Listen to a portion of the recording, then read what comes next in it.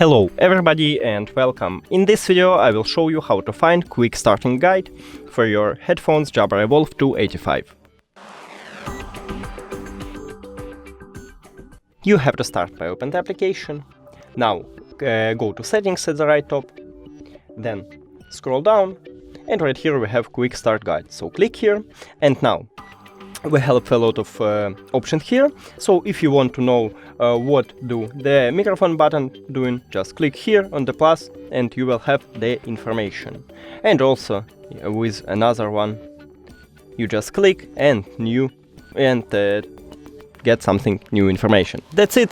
Thank you for watching this video. If you found it helpful, please consider subscribing to the channel and leave the like on the video. It's really important to us. See you later.